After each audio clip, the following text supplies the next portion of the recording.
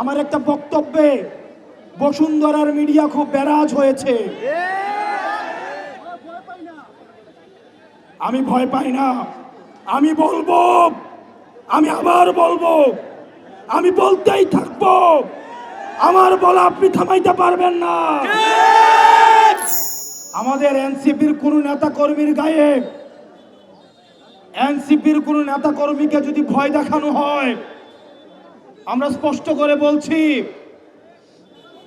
এনসিপির নেতা কর্মী রাস্তায় আছে বলেই আমরা হচ্ছি নেতা। সুতরাং আমার এনসিপির প্রান্তিক পর্যায় থেকে শুরু করে উপজেলা ইউনিট, জেলা ইউনিট এবং আমাদের সেন্ট্রালের প্রত্যেকটা নেতা কর্মীর জন্য আমরা প্রত্যেকেই জীবন দিতে প্রস্তুত। আপনারা নির্ভয়ে কাজ করুন। যদি কোনো ভয়ভীতি দেখানো হয় সেটা আমাদেরকে জানাবেন, শুধু ঢাকা থেকে আসতে যতক্ষণ সময়।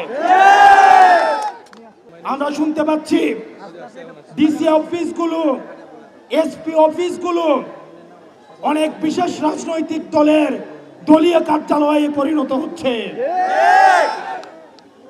ডিসি এসপিদের কল্যাণের জন্যই বলবো, আপনারা বাংলাদেশপন্থী ডিসি এসপি হন, আপনারা জনগণপন্থী ডিসি এসপি হন, কারণ দিন শেষে ক্ষমতার উৎস হচ্ছে জনতা। কোন রাজনৈতিক দল যখন পতন শুরু হয় আপনাদেরকে বাঁচাতে আসবে না। দিল্লি থেকে মাদার অফ টেরর এখন আপনাদেরকে বাঁচাইতে আসে না। আমরা ডিবি হারুনের শাসন দেখেছি, আমরা বিপ্লবের শাসন দেখেছি, আমরা হাবিবের শাসন দেখেছি, আমরা বেনজিরের শাসন দেখেছি। আপনারা বেনজির হয়েন না, আপনারা বিপ্লব হয়েন না, আপনারা ডিবি হারুন হয়েন না, কারণ আবাবিল পাখির মতো একটা না একটা নাইট সার্জিস আবার রাস্তায় নেমে আসবে। আমার একটা বক্তব্যে বসুন্ধরার মিডিয়া খুব বেরাজ হয়েছে। আমি ভয় পাই না, আমি বলবো, আমি আবার বলবো, আমি বলতেই থাকবো। আমার বলা আপনি থামাইতে পারবেন না। আমাকে শত্রু জ্ঞান করে লাভ নাই। আপনারা বাংলাদেশপন্থী হন। আমিও যদি দুর্নীতি করি, আমিও যদি অন্যায় করি, আমার বিপক্ষে আপনি আপনার কলম চালান, আপনার দ্বিমত প্রকাশের স্বাধীনতার জন্য আমি আপনার পক্ষে থাকব। আজকে দেখলাম বসুন্ধরার মিডিয়ার পক্ষে একদল সাংবাদিক বিবৃতি দিয়েছে, ঠিক একই ধরনের বিবৃতি 3 আগস্ট হাসিনার পক্ষে বসুন্ধরার মালিক যেভাবে বিবৃতি দিয়েছিল। এই বিবৃতি আমাদের জানাব, এই বিবৃতি আমাদের জানাব গুমের পক্ষে, হত্যার পক্ষে, লুণ্ঠনের পক্ষে, ভুট্টুরির পক্ষে। আপনারা গত 15 বছর আপনারা এইভাবে বিবৃতি দিয়েছেন।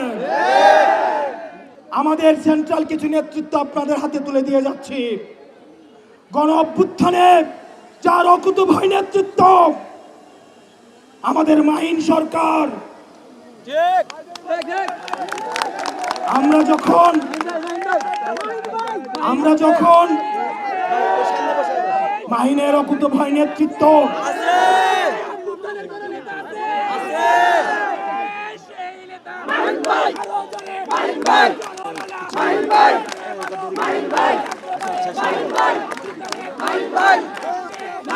আমরা বিশ্বাস করি হাসিনা মাহিনদের টাকা দিয়ে কিনতে পারে নাই, হাসিনা মাহিনদের ক্ষমতা দিয়ে কিনতে পারে নাই। পরবর্তীতে এই মাহিনীদের হাতে যতদিন আছে দেশ, ততদিন নিরাপদে থাকবে বাংলাদেশ।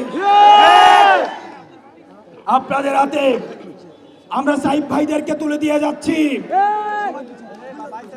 আপনারা তাদের হাতকে শক্তিশালী করুন। আপনাদের সামনে আমরা দুটি আপুদের তুলে দিয়ে যাচ্ছি, আপনারা তাদের হাতকে শক্তিশালী করুন, তাহলে বাংলাদেশের হাত শক্তিশালী হবে।